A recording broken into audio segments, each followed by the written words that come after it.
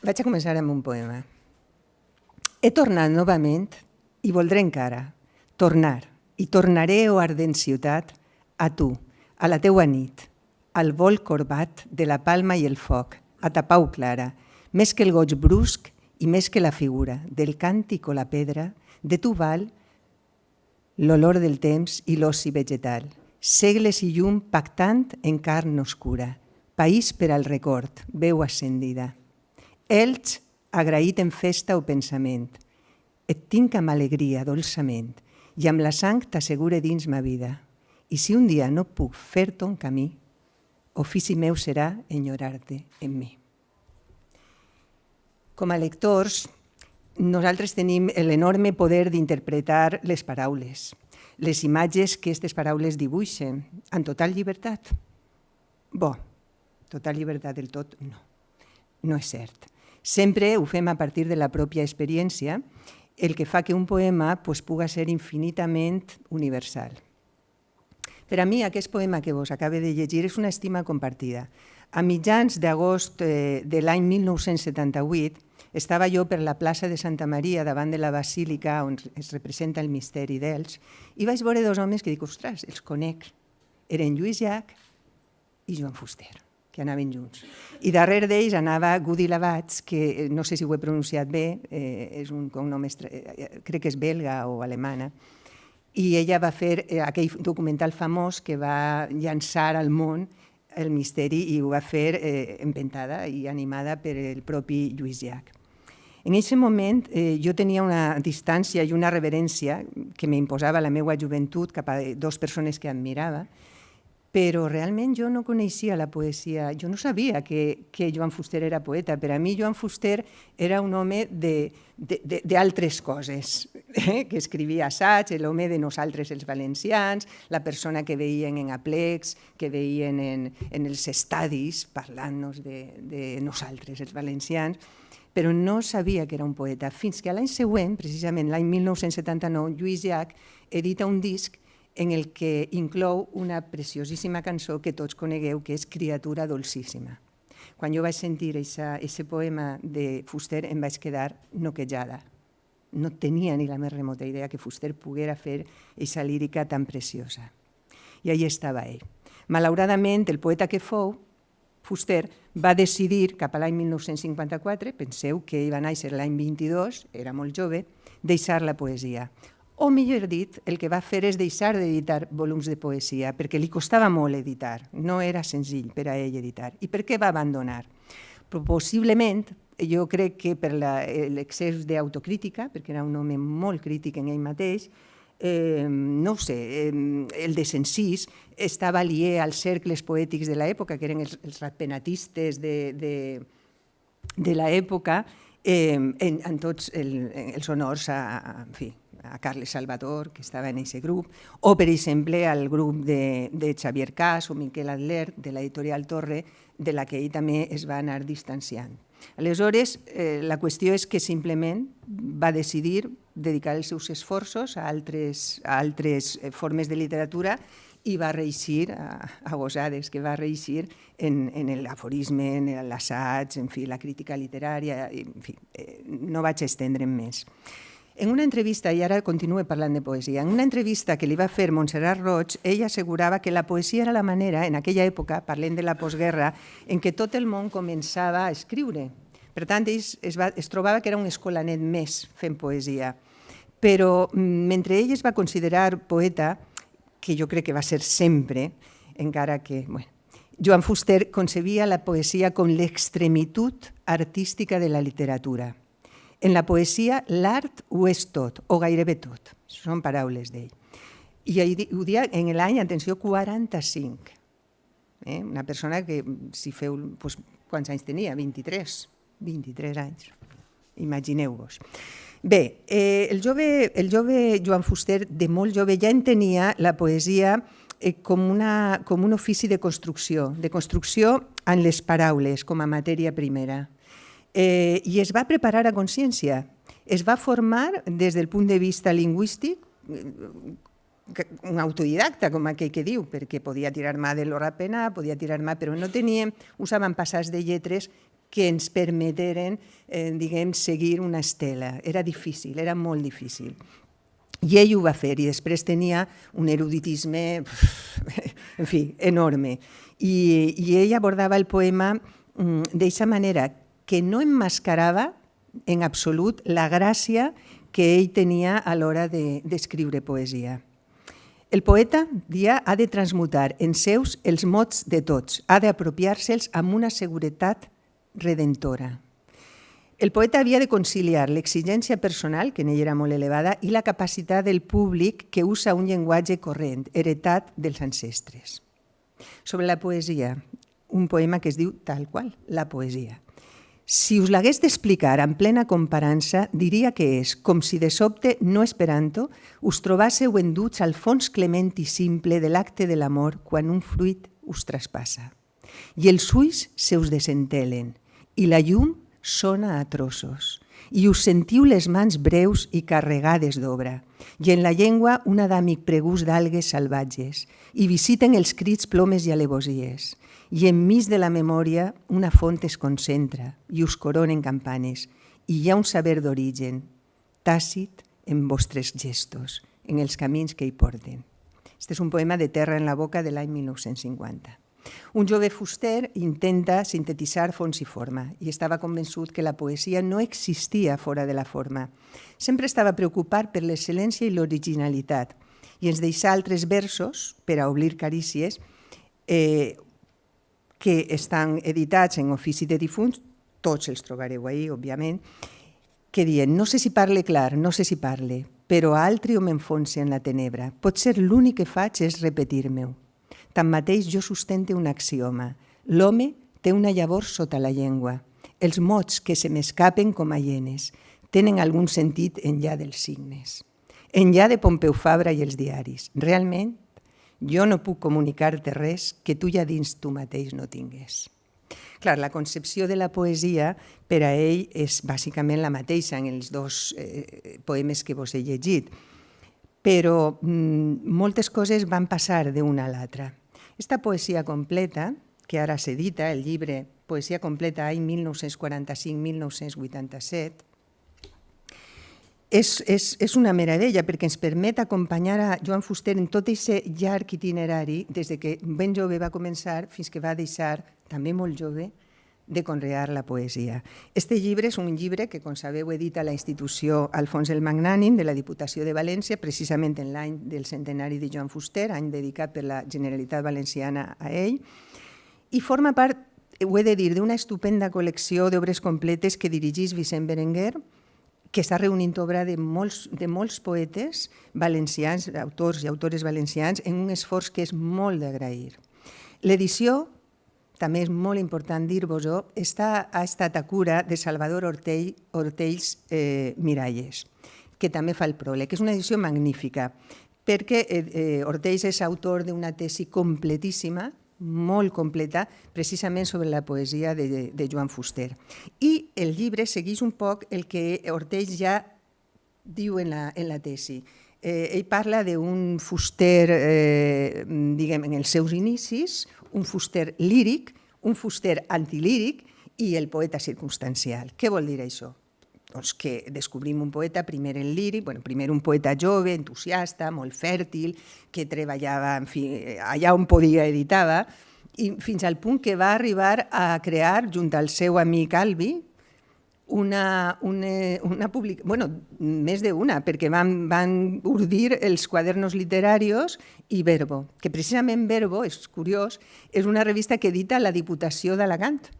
I l'edita la Diputació d'Alacant perquè Albi és fill del secretari, Albi pare era el secretari de la Diputació d'Alacant i, per tant, a través d'una impremta, en fi, allò dels endolls, van aconseguir editar la revista Verbo. És una revista que, en fi, apassionant, perquè allí estan tots els poetes que a ells els agradaven, sobretot molts francesos, moltíssims, Breton, Eduard Aragón, en fi, però també Aleixandre, també Celaya, Miguel Hernández, i estem parlant dels anys del començament de la dictadura, és a dir, que la qüestió té te molla, és molt, molt interessant. També publica en l'Almanaque de les Províncies, se publica, en fi, allà on ell pot, en Pensat i Fet, en fi.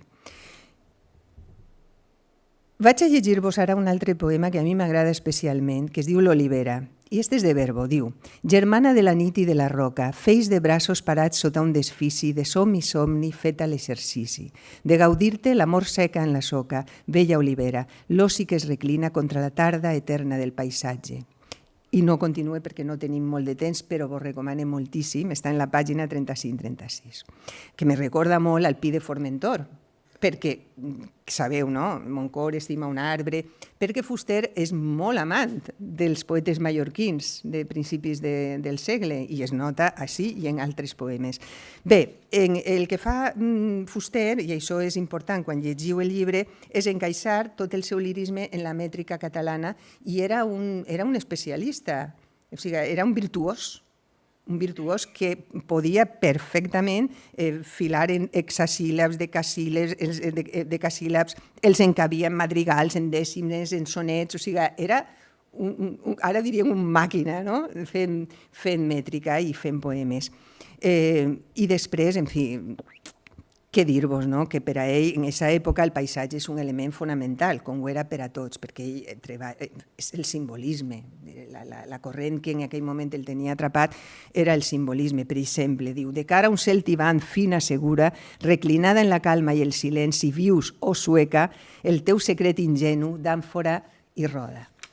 O, per exemple, quan ens diu també el paisatges urbans, quan diu, per exemple, no, este també és més rural. El mirall es fa recent cada cop que el vent reposa, s'hi arreplega una desclosa bolior de sol rabent, o, que me recorda moltíssim també, com us deia abans, Al cel prepara secrets, murmuris de mandarina, que és un poema també molt conegut, recordareu, de Rosselló Porcel, de Verdomeu Rosselló. Bé, una cosa que és interessant, heu de saber, és que Fuster no fa els seus poemaris partint d'una idea inicial o una idea fil conductor mare. Vaig escriure sobre el meu poble i sobre tal, i ja la vaig fent. No, ell va escrivint, i quan considera que té un suficient material, aleshores ell comença a ordenar aquest material, el que suposa un treball de reconstrucció, de reelaboració dels seus poemes per a donar una coherència i fer un volum. La poesia amorosa és impressionant, per a ell l'amor és la pèrdua, la lamentació, però també hi ha una part molt sensual, molt eròtica. He de dir també, i ho veureu, que ell mai determina el gènere del seu subjecte amorós. Sempre ens deixa en el dubte, és una dona, és un home, no ho sabem. Busca no dir-ho mai, no? I, en fi, en Ales Humans, per exemple, diu: i tanmateix se'n tanquen les escales i m'arrabasses el pit contra la sorra dels cinemes i els besos dels cinemes, contra plaques de calma i de destins, i entravesses les cuixes o l'amor, en cabelleres ara, convertides en dits que ansie particularment. És a dir, no defuig tampoc la part, diguem, més sensual o més eròtica de la seva poesia amorosa. En el cicle líric, per a no fer-ho massa extens, trobareu sobre Narcís, tenia 26 anys quan ho va escriure, Ales Humans, que és de l'any 49, segons el professor Enric Balaguer, de la Universitat d'Alacant, presenta en Ales Humans un univers en crisi, una sensació de desarrelament. També n'hi ha qui ha relacionat un poc en l'existencialisme, aquesta etapa de la poesia de Joan Fuster. N'hi ha treballs al respecte molt interessant, per exemple, del poeta Antoni Pras, també professor, sobre la relació entre Camus i la poesia de Fuster. Bé, Escrit per al silenci, que és de la part lírica, està considerada la seva millor obra lírica. I ahir és on està, per exemple, Criatura dolcíssima, de la que vaig a llegir-vos un trossit, però no el que tots conegueu que cantava Lluís Llach, un altre. Record et dius amor, record o vetla, i distància entesa dels desbraços. Et dius clima de set, et dius silenci, record et sent, amor en cada tevi, naixement d'un record i edat excelsa, i en cada vena meua i desvalguda. Record o espina lenta, amor de pense i secreta estatura de la vida. Dins de l'amor, amor on visc encara. I així conclou la seva etapa lírica. Hi ha un llibre de crisi, de transició, que es diu Terra en la boca, que és on es veu l'abandó progressiu del lirisme.